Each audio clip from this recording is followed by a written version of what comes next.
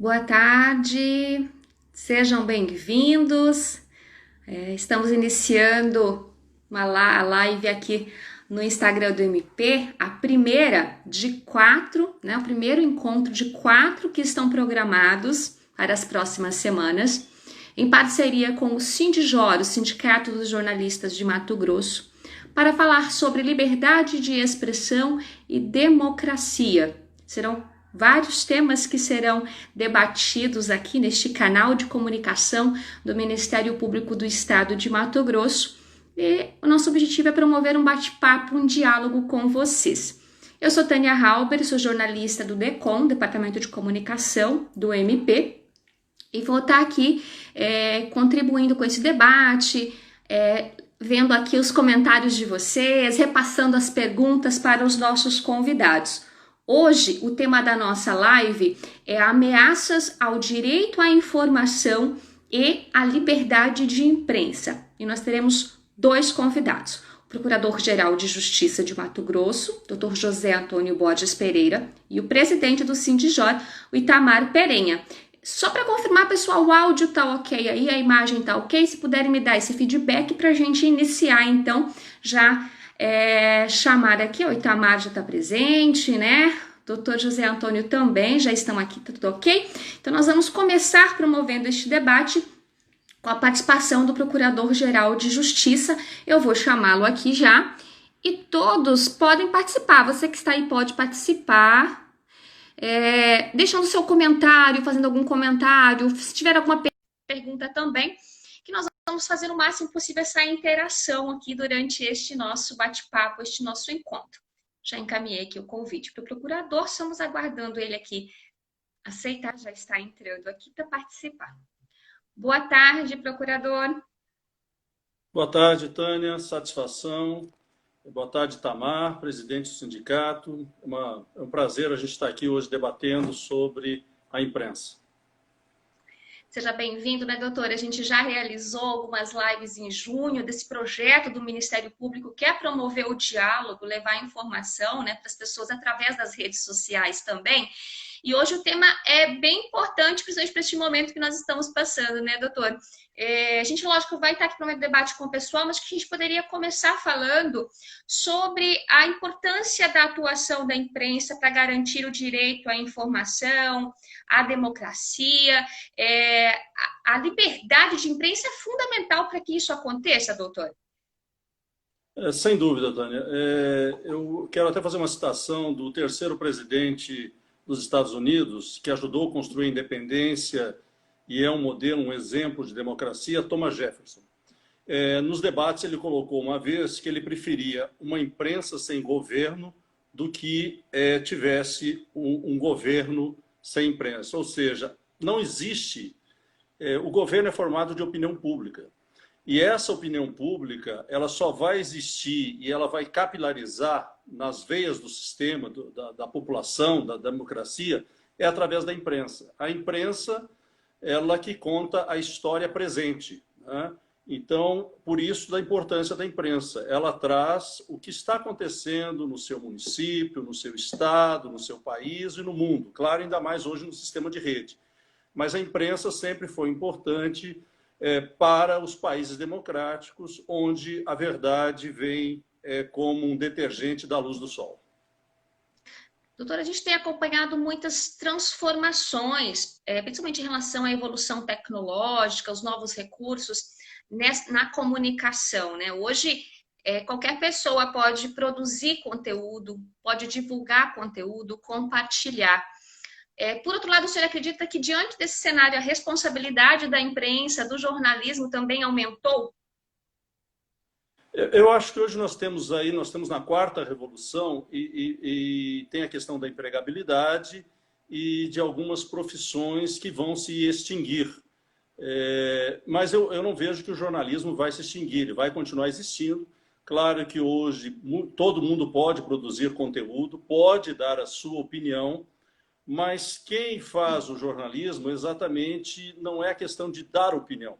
O jornalismo ele vai buscar os fatos, né? Vai buscar o que está acontecendo, vai ver os dois lados da moeda, daquela informação, e vai trazer aquilo que hoje está se falando, inclusive, de nós termos aí uma verdade factual. Está se usando muito esse nome no momento das fake news, que é exatamente nesse sentido. E é o papel do jornalismo, do jornalista, contar a história online, hoje em dia, no seu atual momento. Então, o jornalismo vai continuar. Claro que as grandes edições terminaram, o jornal de papel está se extinguindo, nós temos outros tipos de mídias, tem a discussão também do monopólio, por onde anda hoje, já que não é no papel. Mas nós já tivemos isso, por exemplo, quando da prensa, né, que era do Gutenberg, uma prensa de uva, que virou depois a prensa, por isso que vem imprensa do jornal, do livro, do papel. No século passado, nós vemos o rádio, que também começou a competir com o jornal impresso.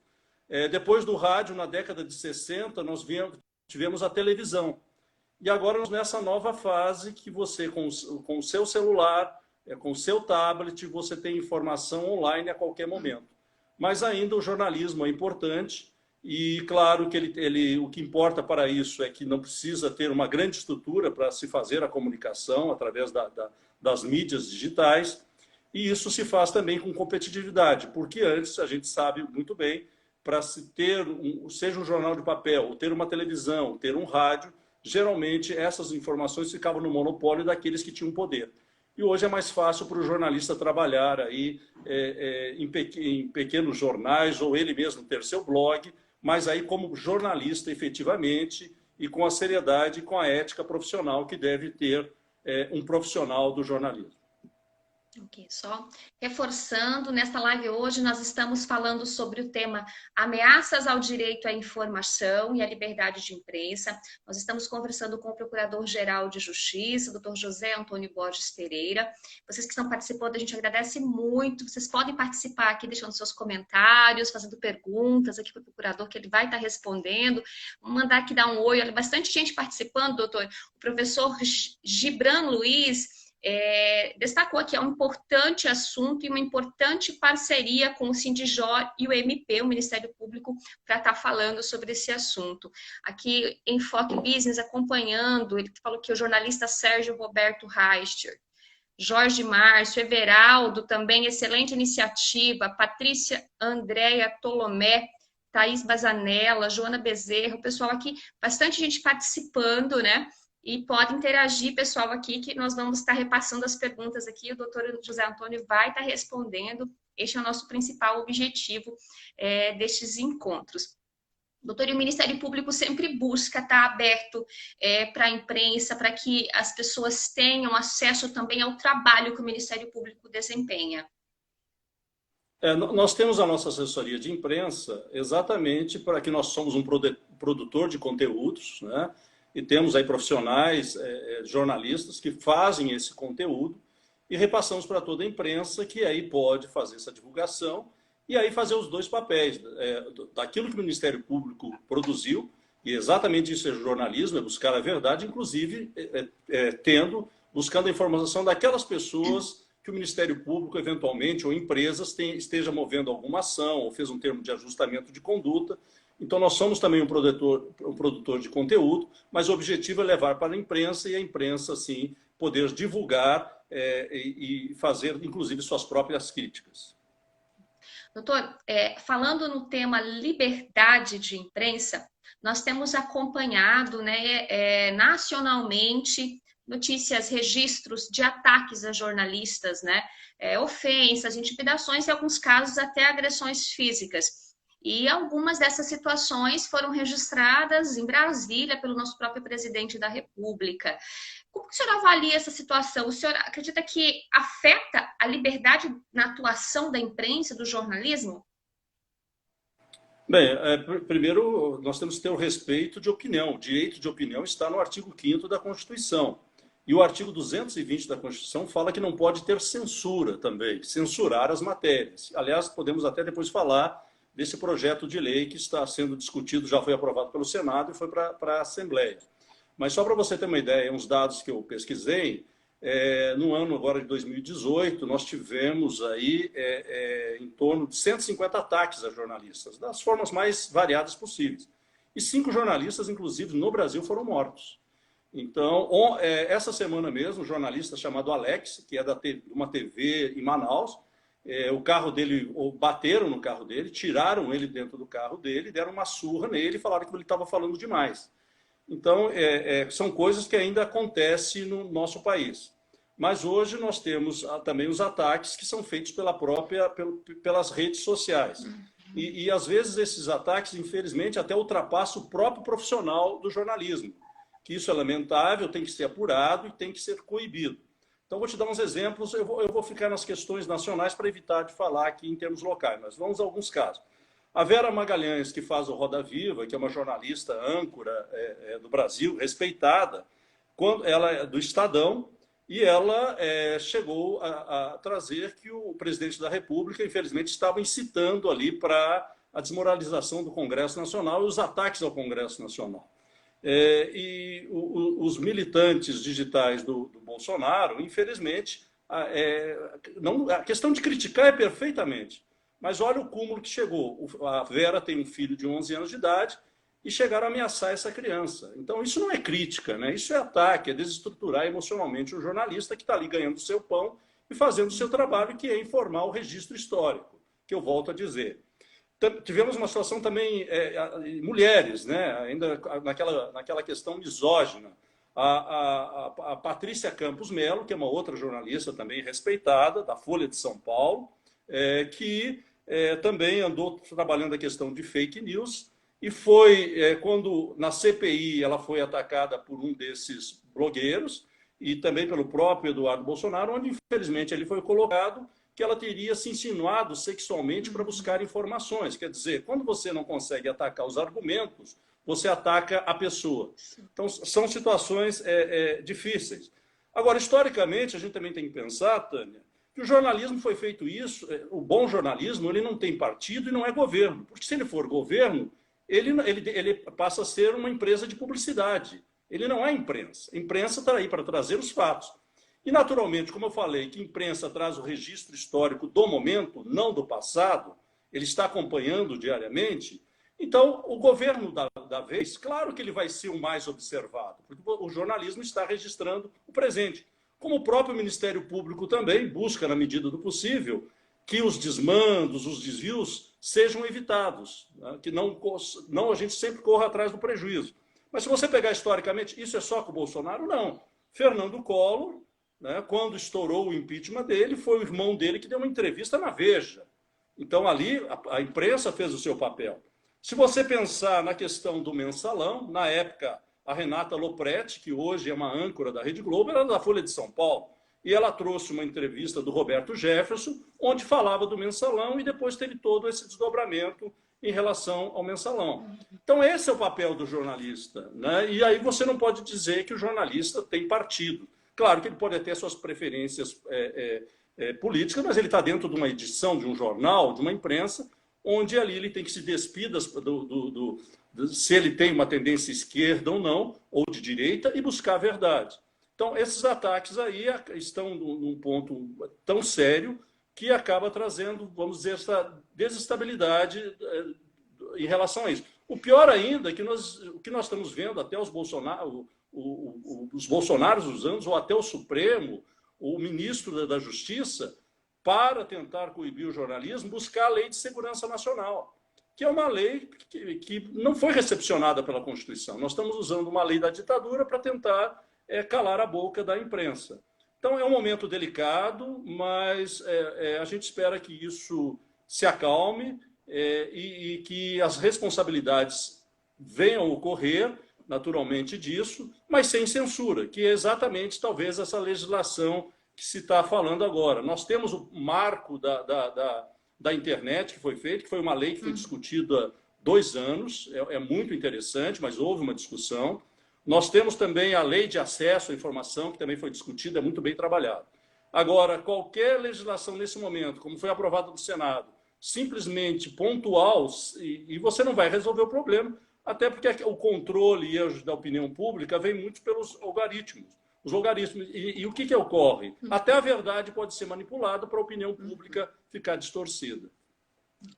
Justamente, doutor, a gente vai ter um tema das próximas lives justamente para falar de fake news, porque é um tema, né, que hoje está sendo bastante discutido, né, como o senhor disse, os algoritmos hoje, os robôs trabalham, né, e aí acaba que os algoritmos muitas vezes interferem, né, na divulgação, na credibilidade, enfim, afetam diretamente. O Tânia, pessoal interagindo aqui.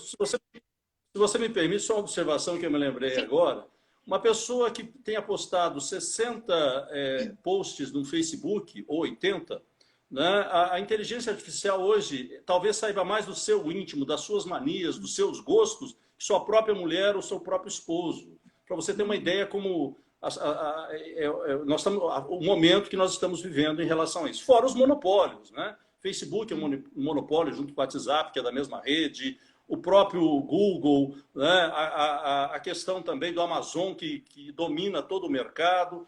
Então, são situações que nós estamos vivendo essa quarta revolução mundial de tecnologias e nós vamos ter que se adaptar a isso, mas preservando a democracia, sem dúvida nenhuma.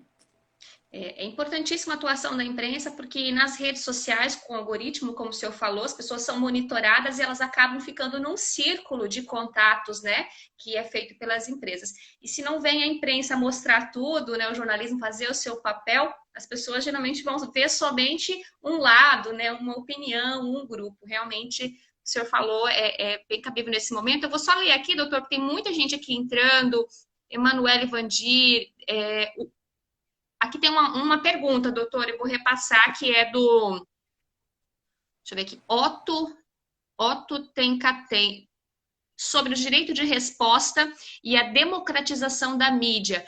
Quais as medidas que o MPMT pode tomar para garantir esses direitos? Bem, o direito de resposta tem sua previsão legal. Quem se sentir ferido em qualquer situação pode buscar. Só que aí nós vamos lá, direito de resposta numa mídia digital. Ontem o presidente do Tribunal Superior Eleitoral, o Barroso, colocou exatamente isso, que a justiça, por mais rápida que ande, ela vai demorar no mínimo 30 dias. E 30 dias no nosso sistema hoje é muito tempo. Então, eu volto a dizer, a censura não tem que existir, mas nós temos que coibir, né, nos casos macro, né, quem vem o patrocínio para dizer a opinião pública ou trazer inverdades ou ataques. Né? Por exemplo, hoje nós temos a questão do cancelamento. Né? As pessoas, por qualquer situação, podem ser simplesmente canceladas ou serem, de repente, os seus patrocínios ou de uma empresa jornalística podem ser cortados exatamente por isso. Pode ser para o bem, como nós estamos vendo agora o caso do Facebook em relação a ataques ou ao meio ambiente ou racismo, isso é importante, mas pode às vezes ter outras interferências que são interesses mais pessoais ou escusos do que efetivamente manter a verdade. Então, cada cidadão individualmente tem seu direito de buscar, a nossa lei de imprensa, a antiga, foi considerada inconstitucional. O que não pode é ter censura. Eu volto a dizer, a questão da censura que é muito delicado, que nesse novo projeto de lei que está hoje na Câmara, talvez de segurar o registro dos WhatsApps, quer dizer, imagine isso. Então, a imprensa, por exemplo, não terá mais suas fontes, porque estará tudo registrado. Nós temos aqui coibir e responsabilizar quem fizer isso. Mas o direito de opinião e as pessoas o que falem, depois elas assumam o que falam e tenham sua responsabilidade aí criminal ou financeira com a reparação de danos. Só para lembrar como a responsabilidade é tão importante. Vamos a alguns casos aí, cases que, como se diz, muito importantes. Uma que toda a escola de jornalismo fala é a escola base, que foi aquela situação horrorosa em 1994, que foi ancorada pela Rede Globo, que um delegado quis aparecer muito e começou a dizer que tinha um abuso sexual pelos donos da escola, uma professora e um marido, que era o da Kombi, que levava as crianças. Aquilo ali destruiu a escola, destruiu a moral daquelas pessoas, né? E depois houve a reparação do dano. Então, essa checagem, isso que é jornalismo. Por isso que é importante ter a sua informação, você buscar fontes seguras, fontes de jornalismo. Não estamos falando só uma. Né? Antes, Mato Grosso tinha 2 ou 3 jornais impressos e meia dúzia de rádio. Não, hoje tem vários sites, todo o interior, toda cidade pequena tem seu site. Isso produz, é muito importante. Outro caso, para não dizer só de filhos, o Fernando Sarney estava tendo uma investigação também em 2009 e ele entrou com uma ação proibindo que se divulgasse. E o Estadão aí fez a manchete: juiz proíbe divulgar. Isso foi uma luta jurídica e cada vez, todo dia, o Estadão fazia um fato dessa proibição. Moral da história, chegou um momento que o Fernando Sarney desistiu da ação já no Supremo, isso estava com o Lewandowski, porque o efeito foi negativo de querer barrar o acesso aos fatos. Esse é um caso interessante. Outro interessante pelo olhar crítico do jornalista e pela responsabilidade foi aquela brasileira Paula Oliveira, que estava na Suíça, também no ano de 2009, e ela disse que neonazistas teriam tatuado a barriga dela com a suástica, com o símbolo nazista, e ela estava grávida de gêmeos e trigêmeos, inclusive tinha perdido as crianças. Um jornalista da Folha de São Paulo, quando viu as fotos, jornalista fotográfico, falou: olha, está muito estranho isso aqui, porque os desenhos estão muito certinhos para quem deveria estar se esperneando e sendo atacado. Ele não foi ouvido. E depois foi visto que a moça tinha montado toda uma versão, uma falsidade em relação disso. Então, o que o jornalismo tem que buscar é responsabilidade, checar fontes, informar, para não destruir vidas. E aquelas pessoas hoje que vivem em bolhas, um atacando o outro, as ideias devem ter divergência, mas é com respeito, sem esses ataques, sejam os jornalistas ou sejam as pessoas que divergem. A democracia é exatamente isso, é a divergência de ideias, e também a gente não pode ter também uma maioria que seja ditadura, porque nós somos... Isso que é a democracia, é respeitar também as minorias. O Everaldo, doutor, fez outra pergunta aqui. Se os movimentos sociais e empresários do ramo de comunicação se unissem para uma conferência estadual de comunicação, o MPE apoiaria para debater o assunto? Claro, sem dúvida nenhuma. Isso faz parte do Ministério Público. Uma das nossas funções é defender o regime democrático de direito.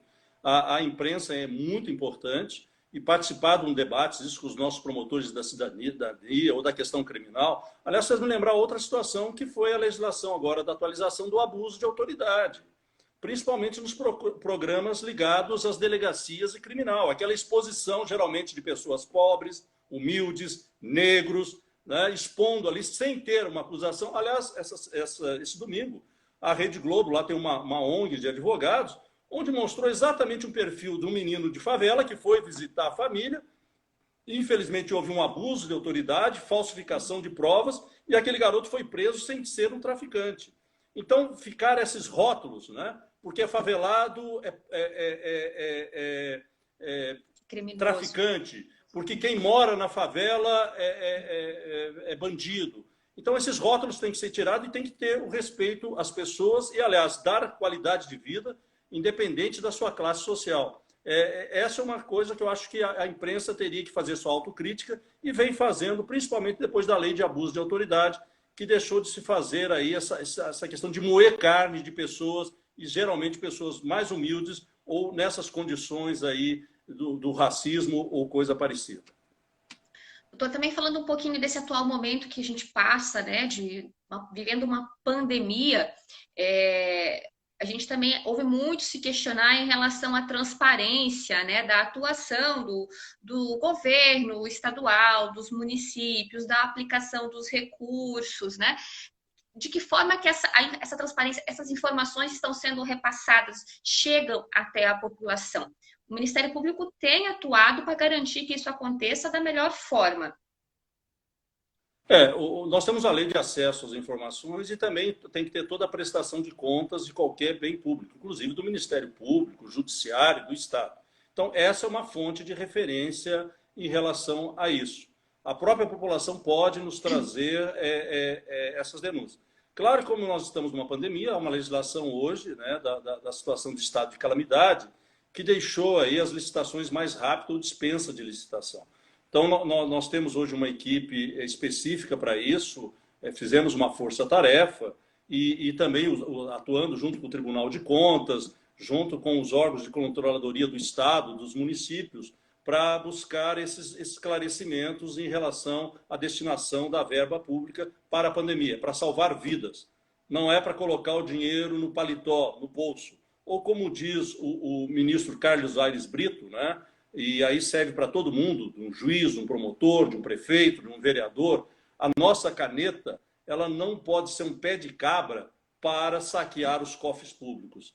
E esse é o objetivo, uma das finalidades do Ministério Público, é exatamente recuperar o patrimônio público, coibir, e que, acabei de falar, que a justiça seja para todos. Nós temos que ter uma evolução nesse sentido, e isso vem ocorrendo depois da Lava Jato, com suas críticas de erro, acerto, mas houve uma mudança nesse país a partir do paradigma da Lava Jato. Como no nosso Estado também tivemos situações de governador, né, Jacegar, ser preso, ou seja, essas pessoas deixarem de ser intocáveis. Por isso que o Ministério Público incomoda e por isso que a imprensa incomoda. Ok. Doutora, a gente está chegando ao final, né, dessa nossa primeira etapa, né, nosso bate-papo com o senhor. Eu vou repassar, tem mais uma pergunta aqui, que é do Tiago. Ele fala assim, lógico que ele está abordando aqui fake news, mas o senhor poderia contribuir sim. No âmbito das fake news, fica uma grande indagação sobre quem decide o que, se uma publicação é ou não fake news. Tal incumbência caberia ao judiciário? Não, isso, está sendo discutido isso exatamente, inclusive está tendo essa proposta. Nós temos algumas agências até de jornalismo que já trabalham com isso. Isso é fake. Né? Esse é o primeiro momento. Eu acho que a autorregulação das empresas é o mais importante.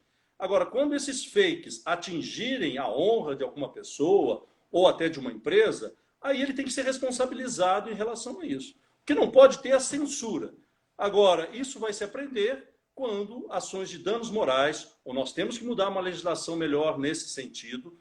Agora, para evitar os fakes, para mudar a opinião pública em grandes esquemas políticos, que aconteceu, por exemplo, com o Trump, quando houve essa manipulação, quando foi a questão da Inglaterra para sair da União Europeia, essa é a maior preocupação, essa manipulação que existe em relação a esse tipo de situação. Então, nós temos que ter uma legislação melhor, mas a responsabilização que tem que ocorrer. Então, é nesse sentido que se busca, e que deve se buscar, o rastreamento para responsabilizar essas pessoas que, de repente, são até falsos perfis, mas o IPI fica a digital de quem fizer isso. Eu acho que isso tem que ser esclarecido. A tela não esconde ninguém. Existe como chegar a pessoas que praticam esse tipo de situação. Só para fechar rapidamente, né? Lá na região da Baixada Santista, uma mulher morreu porque disseram que ela era uma bruxa e que matava crianças e usava. Quer dizer, a responsabilidade de situações... Que nível que chegamos aí de linchamento moral das pessoas, que podem destruir vidas no sentido físico, moral ou profissional. Então, isso é muito sério. Nós saímos da praça onde se linchava as pessoas no século XIV, século XV, da época que tínhamos esse tipo de forma, principalmente até por questões religiosas, e hoje nós estamos aí com um linchamento moral pela mídia. Isso é muito grave, mas nós temos que evoluir nesse sentido, mas jamais fazer censura. As pessoas têm que ser responsabilizadas por isso. Doutor, ficamos muito gratos, agradecemos a participação do senhor. Fica aberto agora para as suas considerações, né? O que mais que o senhor gostaria de acrescentar para a gente encerrar, então, essa nossa conversa? Bem, vamos ouvir agora o presidente do sindicato, Itamar Perenha, pessoa que eu conheço há mais de 30 anos. Eu acho que é muito simbólico nesse momento político, independente do governo estadual, municipal ou federal que temos, dizer que a democracia deve imperar. E para ter uma democracia assim, nós temos que ter um Ministério Público autônomo, forte, como uma parcela que defende a sociedade, juntamente com uma imprensa que tem o dever de formar a opinião pública, mas com verdades factuais, ou seja, que é verdade mesmo. Esse é o papel da imprensa e ela, apesar da quarta revolução que nós estamos tendo aí, vai continuar sendo importante e a profissão ainda vai continuar existindo. É isso. Okay. Muito obrigada, doutor. Eu vou encerrar aqui a sua participação para estarmos chamando, então, o presidente do Sindijor aí para dar um seguimento, né, a esse bate-papo. Agradecemos. Eu vou encerrando aqui com o doutor José Antônio, procurador-geral de Justiça de Mato Grosso, e agradecendo a todos vocês que estão aqui participando conosco. Eu vou chamar aqui agora o presidente, o Itamar, para a gente continuar. Estou enviando aqui o convitinho, presidente, só o senhor aceitar aí. Lembrando que a gente está fazendo essa essa live, né? Cada um em sua residência, estamos em regime de teletrabalho, o senhor Itamar também, por isso não estamos usando máscara, né? Estamos todo cuidando aí da nossa saúde, né? Com isolamento, tomando todas as medidas. E é importante que vocês que estão aqui, agradecemos a participação, colegas jornalistas, membros, servidores do Ministério Público, todos que estão aqui participando, somos muito gratos e para enriquecer esse nosso debate. Boa tarde, Itamar. Oi, boa tarde. Eu acho que eu estou fazendo outra confusão aqui, né? Tá tudo certo, eu tô te vendo. Tem um pouquinho a luz aqui, parece que tem uma luz numa porta vindo. Se você quiser virar um pouquinho o celular, fica um pouquinho melhor a imagem, mas tá dando para te ouvir bem também. Tá bom. Eu quero te agradecer, em princípio, pela ajuda que você me deu, porque, na verdade, eu acabei me exaurindo com mídias sociais durante esse tempo todo de jornalismo e me limitei a 2 mídias, né? O WhatsApp e o Facebook. E na televisão, dentro do organograma da rádio, da rede de rádio, nós temos lá um grupo que olha o WhatsApp, olha o Instagram, olha todas as outras mídias, né? E porque é impossível a gente fazer um acompanhamento até da nossa própria audiência, dizendo aí até para dizer da Rede Conte de Rádios, é uma empresa hoje, são 19 emissoras próprias de rádio, estamos aí em vias de colocar a segunda concessão de rádio mais antiga do Brasil, que foi a Rádio Voz do Oeste, ingressando na praça, no mercado, vamos dizer, de Cuiabá e de Várzea Grande. Nós estamos em Terra Nova do Norte, Vila Rica, Pontal do Araguaia, Ponte de Lacerda, Diamantino, São José do Rio Claro. Eu não vou nominar todos os locais onde temos emissoras de rádio. E há um ano eu estou aí vivenciando uma nova experiência profissional, que é de trabalhar com a instantaneidade do rádio. E eu consegui perceber na fala do nosso Procurador-Geral de Justiça, doutor José Antônio Borges, uma grande preocupação com o tempo, inclusive quando abordou a questão do tempo de resposta, né? A gente tem um trabalho de checagem muito grande nas emissoras de rádio e uma cautela muito grande com as participações ao vivo das pessoas. Então, não é raro entrarem as pessoas ao vivo, aproveitando aquele espaço dado pelo comunicador, e, de repente, começa a falar de coisas até sem o menor sentido. Ou a dirigir ofensas pessoais e realmente o poder de corte, ali naquele momento, tem que ser exercido pelo apresentador. Não existe outra possibilidade de se fazer com que aquela manifestação, ou de opinião, ou de alguma relação com o fato, seja externada da maneira como acontece. Então, esse é um problema quase que do nosso cotidiano, do nosso dia a dia. Itamar, eu vou te cortar um pouquinho. Oi. Eu vou só te cortar, tá bom a sua fala aí? O pessoal tá falando aqui, se você puder virar um pouquinho o celular pro outro lado, para sair da janela, que vai ficar um pouco de luz, tá desfocando um pouco o seu rosto, um pouquinho pro outro lado. Melhorou? Não, a tela do celular, se você virar um pouquinho pro outro lado, sair um pouco da janela de fundo. Pro outro lado, é possível? Tá certo. Saiu a luz. Ok.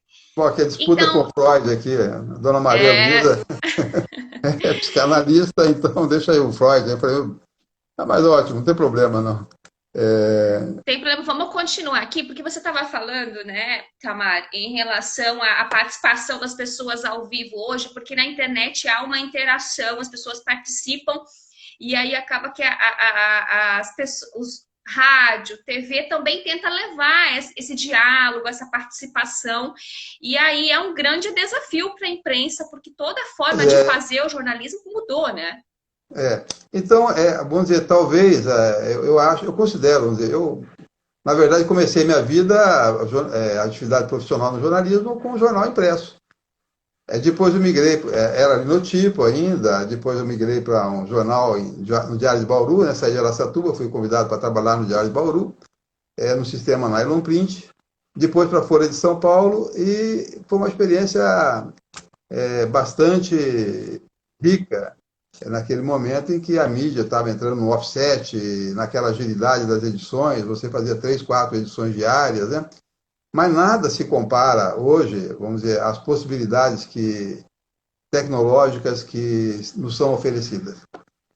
E nessa questão da instantaneidade do rádio, quando a gente está em rede, a emissora ela tem um target hoje, um público-alvo de, eu falo da rede de rádio, 65% da cobertura do estado de Mato Grosso. Com a entrada da Rádio Voz Oeste, que vai se chamar Conte, provavelmente nós estaremos atingindo 85%, a possibilidade de atingir 85%, e o resto é disputa pela audiência, né? E são disputas locais e as disputas regionais, né?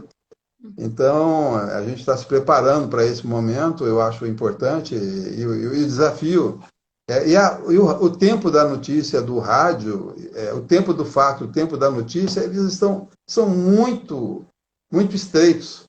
Então, a ação da pessoa que está ao vivo, naquele momento, na locução, ele tem que estar, ele tem que errar, talvez errar por excesso. Às vezes você acaba censurando uma informação que ela era relevante, perde o tempo daquela informação, mas depois você tenta recuperar de outras formas. Então, eu acho importante, interessante esse desafio. Quando a gente pensa que o rádio está superado como forma de transmissão da notícia, eu percebo claramente que a integração usando, vamos dizer, a transmissão por satélite, futuramente onde a gente vai estar usando a internet, ela tem um delay muito grande ainda. Já experimentamos, quem sabe o 5G ou 4G, ou talvez venha ter uma experiência mais interessante na transmissão da programação, mas as coisas não mudam muito, né? Eu, quando fiz uma reportagem no Morro do Cambambe, aqui no Pingadouro, a gente encontrou ali inscrições rupestres, né?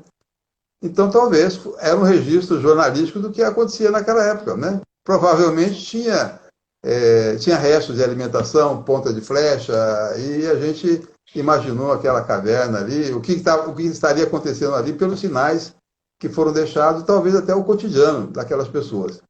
Agora, Itamar, e nesse tempo de pandemia, né? Só reforçando que o pessoal que está participando aqui pode estar participando, enviando perguntas e comentários. Esse tempo de pandemia, qual tem sido o maior desafio dos jornalistas de estar levando a informação, na apuração? Como que está sendo? Bom, na verdade, a primeira coisa que a gente percebeu é que existe toda uma hipocrisia nessa comunicação social da pandemia. O prefeito faz um decreto, mas no momento em que o governador coloca à disposição dele uma guarnição de polícia militar para fazer com que o decreto seja exigido, isso não acontece. O governador também faz o seu decreto e na verdade, a nossa percepção é de que há sinais invertidos e há uma cumplicidade da população. O pessoal fala, eu quero comer, eu preciso disso e daquilo. No entanto, quando você vai procurar na Caixa Econômica Federal, nós temos tido esse cuidado, quantos pedidos de auxílio emergencial falsos que não foram dados e foram concedidos sob pressão da mídia, principalmente quando houve aquela tentativa de se fazer a checagem com o cadastro da pessoa física, com o CPF, a gente perdeu ali talvez um momento de se evitar que muito dinheiro fosse disperso de forma equivocada e por pessoas que hoje começam a integrar a imprensa percebeu, nós atuamos fortemente nisso, está se constituindo uma base nacional de dados de pedidos de auxílio emergencial fraudados e que está sendo consolidado na Polícia Federal e provavelmente o Ministério Público Federal vai tentar recuperar esse dinheiro e dar a esses cidadãos que recebiam o auxílio emergencial para reduzirem a circulação e, portanto, a propagação do vírus, né? E nós insistimos muito nas emissoras de rádio em dar notícias sobre o coronavírus de forma bastante simples e das atitudes que deveriam ser tomadas, e a gente percebeu, os nossos jornalistas perceberam, que, na verdade, as pessoas faziam de conta, né? Mas iam lá, sacavam o auxílio emergencial, não tinham necessidade de trabalhar, mas estavam lá abrindo os respectivos comércios. É claro que isso foi uma constatação. E, por outro lado, a gente também auxiliou nas empresas que queriam reinventar o próprio negócio, que foi através do sistema delivery. E a gente criou grupos de WhatsApp e informávamos quem é que estava se equipando e entrando nessa nova forma de atendimento, de tal maneira que pudesse evitar o maior volume de trânsito e de contaminação. Então, a gente precisa, tirando, vamos dizer, essa hipocrisia do decreto e das coisas, que no momento em que o gestor e que o executivo, que é quem tem que impor aquilo, haja abdicando de usar o poder de polícia de forma responsável, de forma proporcional, né? Eu tenho a impressão que aquilo ele criou um decreto e uma portaria ou um outro elemento para se defender futuramente de possíveis intervenções do próprio Ministério Público. Isso... Itamar, vou te cortando aqui para a gente seguir o debate, que o pessoal está interagindo aqui. Não tem problema. Outra questão que é importante a gente falar em relação à violência contra os profissionais, né? Mato Grosso já ficou no ranking, né, com muitos casos. A gente está acompanhando esses casos de ameaças, né, nacionalmente, até de agressões físicas. Isso tem acontecido em Mato Grosso também, ou está repercutindo, prejudicando, afetando a atuação da imprensa aqui em Mato Grosso? Até o professor Gibran perguntou justamente isso. O senhor poderia falar sobre os casos de ataques a jornalistas e ações tomadas em Mato Grosso? Bom, tem. A nossa gestão se chama de defesa do jornalista. Em termos de violência, nós tínhamos aí contra a imprensa, né? A imprensa era mais segura no Irã e no Iraque, nas guerras, do que propriamente no Brasil. O Brasil tinha aquele conflito depois que se degenerou lá no Afeganistão, depois o ISIS, né, que é aquele Estado Islâmico, depois veio a guerra da Síria, que era onde mais os jornalistas eram afetados pela violência de toda a natureza, e o quarto lugar era o Brasil, onde mais ataques e mortes de jornalistas aconteceram no exercício da profissão. E dentro do Brasil, Mato Grosso. Então, nós estabelecemos como prioridade evitar, tentar fazer com que isso fosse reduzido. E foi uma iniciativa que contou com o apoio institucional do secretário de Segurança, do Dr. Bustamante, e com o coronel Joanildo Assis, da Polícia Militar. E também com a iniciativa do sindicato de se fazer presente de forma mais imediata assim que o fato acontecesse. Alguns casos a gente não vai... Eu não vou citar nomes, que alguns processos estão em segredo de justiça.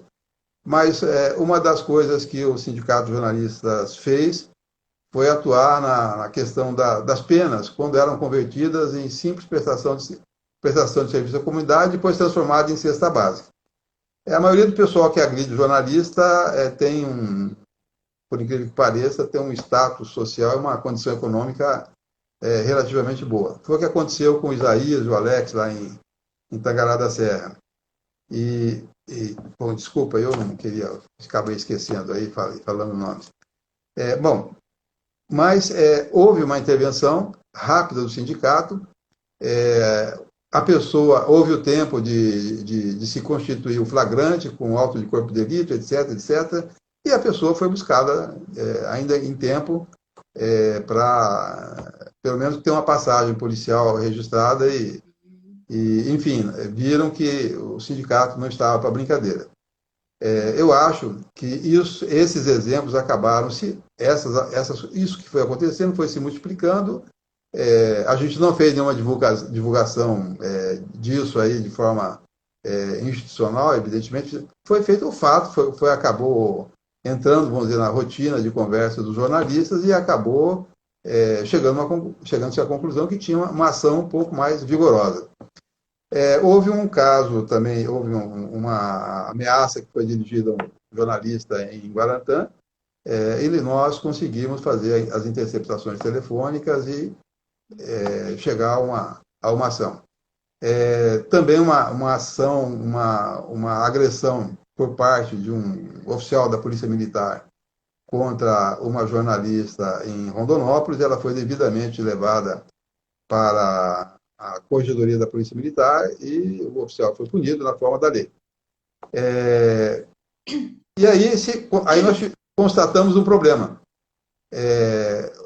Os sindicatos, e particularmente o sindicato de jornalistas, foi tão intensamente atacado pelo governo Bolsonaro que a gente... Primeiro, houve a diáspora, foi uma coisa natural.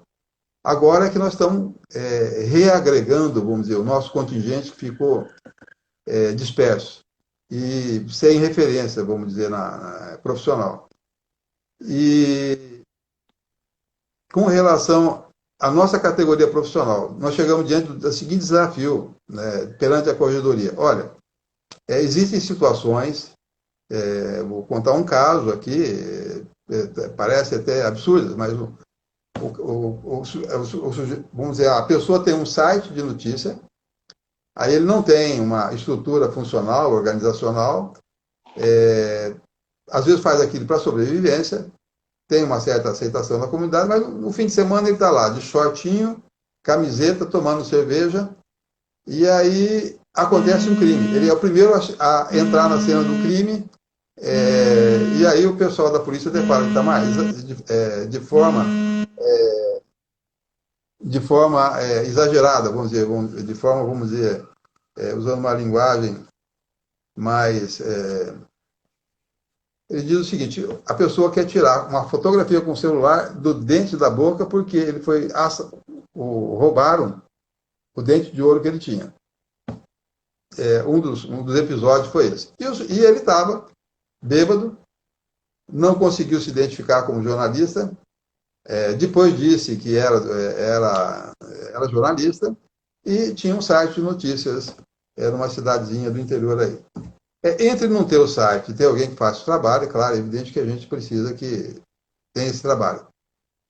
Acho que o sindicato deveria estar chegando e pelo menos identificar a nossa base, mesmo que o indivíduo não seja contribuinte do sindicato, mas ele tem uma carteira que ele se identifique, porque nós temos um processo hoje de formação do jornalista, que era, primeiro, um ofício que se aprendia nas redações. Depois você passou a ter a formação acadêmica. Depois você teve o direito consuetudinário aí com a Lei Camata, e agora com um procedimento, vamos dizer, uma jurisprudência dominante do Supremo Tribunal Federal, em que basta o indivíduo entrar com o seu registro ali, tal, e pronto, etc., vai exercer a profissão, sem nenhum tipo de controle ético. Então, vamos dizer, o sindicato, às vezes nós somos acionados, mas o que a gente pode fazer, vamos dizer, contra a pessoa, que não seja, vamos dizer, apenas uma moção de censura publicada em nosso meio sobre a conduta equivocada do colega. Sim. Porque erros acontecem em todas as profissões, né? O que importa é que haja mecanismo em que você possa estar corrigindo e fazendo isso. Mas contra o jornalista, que se tiver um registro profissional de DRT, ele foi obtido por um mecanismo hoje que não é nem dirigido por algum órgão especializado no exercício profissional, mas pelo Ministério da Economia, que vai lá e simplesmente registra.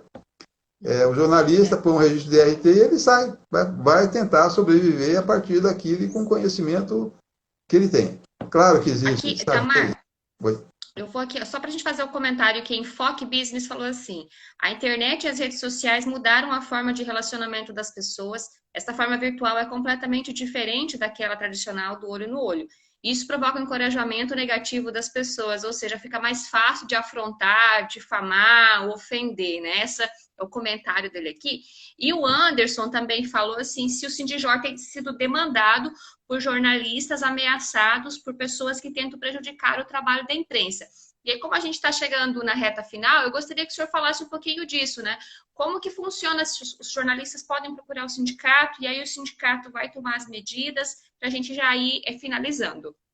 Bom, felizmente, provavelmente o jornalista não vai me procurar mais porque quer entrar no Boca Livre lá na boate, lá na, digo isso brincando, mas assim, reportando aí, sempre que o sindicato é procurado, acionado, as pessoas me conhecem, então, muito aí no interior do estado.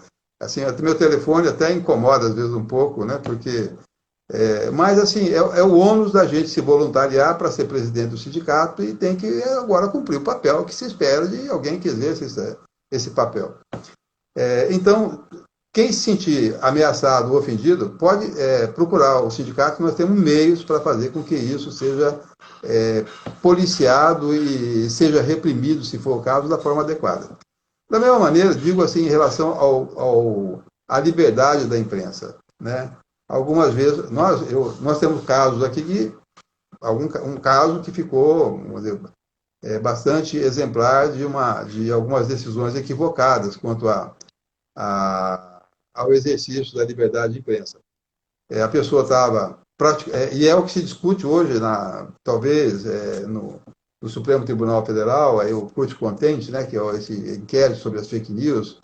Primeiro se questionou a legitimidade, agora se discute o andamento dele. Ontem a ministra Carmen Lúcia se pronunciou a favor de cala a boca, acabou, enfim, vamos continuar isso. E dizendo que, inclusive, as redes, a Facebook, essas grandes multinacionais, não poderiam exercer censura ou, vamos dizer, retirar do ar os robôs ou aquilo que não fosse reconhecido como tal. Eu penso que é necessário tirar os robôs do ar. Nós tivemos uma eleição viciada no Brasil, nós tivemos uma eleição viciada na saída do Brexit, né, que foi manipulada pela Cambridge Analytica.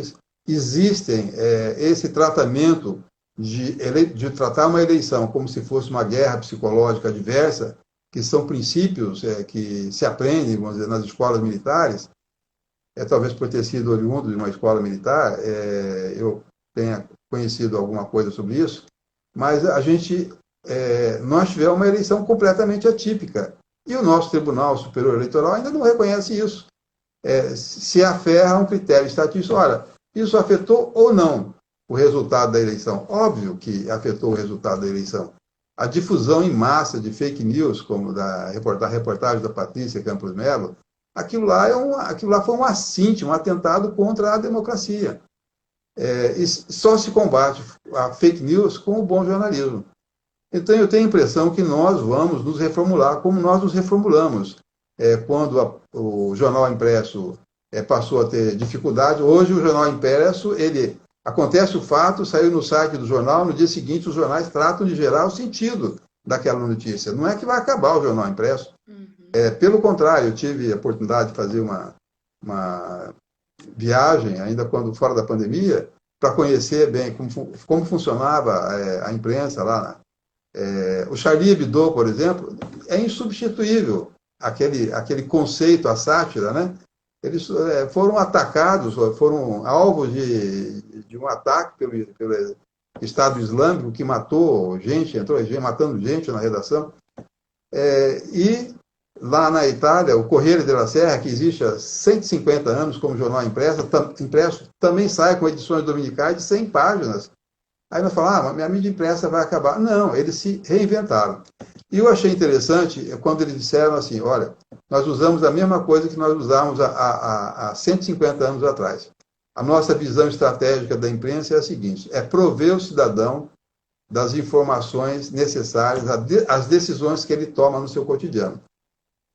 Isso tanto é verdade que no Ir Mensageiro, que é um jornal em Cáceres, em Nápoles, né, que dá as cotações de pescados, que vão influenciar naquilo que vai trafegar em direção a Roma, as cotações do dia são os jornalistas que ficam lá contando. Eu não sei o nome daqueles peixes lá, mas fico lá contando, pesando e acompanhando aquilo lá e dando as cotações, etc. Então, eu falei, mas que trabalho mais desinteressante, né? Que coisa mais... Ela falou, não, isso aqui é extremamente útil. Roma absorve, come peixe ou seja, todo né, tempo. Itamar, novas tecnologias surgem, né, novas formas, mas o objetivo da atuação, ele continua, né? Ele é o mesmo, né? Que é levar essa informação, garantir esse direito à informação, né? E o que é importante, só para encerrar, então, tá? A minha participação. O importante foi... nós falamos muito do Facebook, no Uber e outros processos. O jornal, ele desenvolveu seus próprios aplicativos, utilizou aquilo como propaganda, e hoje uma das grandes fontes de receita do jornal para se manter como instituição, como elemento de informação e com a capacidade de dar notícia de caráter permanente, é o aplicativo, que nós também desenvolvemos para a Rádio Conte. Fruto dessa cópia, né? Copiamos uma ideia. Obrigada. Agradecemos muito a sua participação. A gente poderia continuar aqui. A gente percebeu que você tem bastante história, né, da sua atuação, da sua experiência, acompanhando todas as transformações, né, agora no trabalho à frente do Sindijora. Então, realmente, com certeza, é muito rico, né, ouvir o senhor estar falando, mas o nosso tempo encerrou. Daqui a pouquinho já cai, né, que nós temos 1 hora no máximo para fazer a live no Instagram. Então, o senhor só dá suas considerações rapidinho, despedir, né, fique à vontade.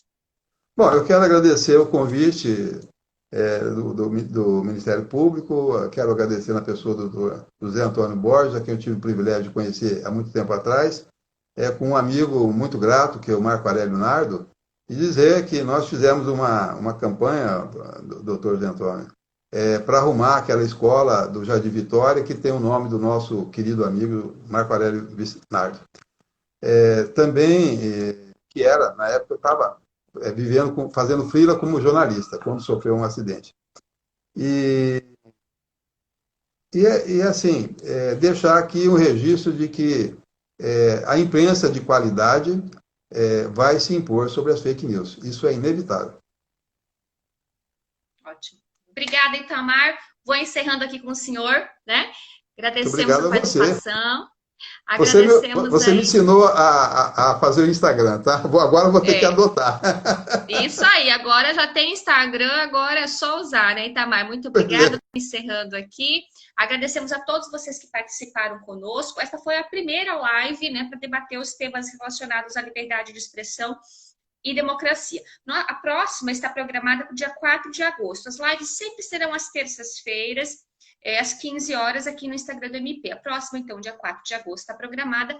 E o tema vai ser fake news e qualidade da informação. Os convidados são o Procurador Regional Eleitoral em Mato Grosso, Pedro Melo Pochain, e a vice-presidente do Sindijora, a jornalista Magda Matos. Então, vocês já estão convidados, compartilhem com as outras pessoas para vir participar e enriquecer esse nosso debate, né? A gente possa estar promovendo mais uma discussão como esta de hoje, agradecendo também a participação do Procurador-Geral de Justiça, Dr. José Antônio Borges Pereira. Então, fique por aqui. Até terça-feira.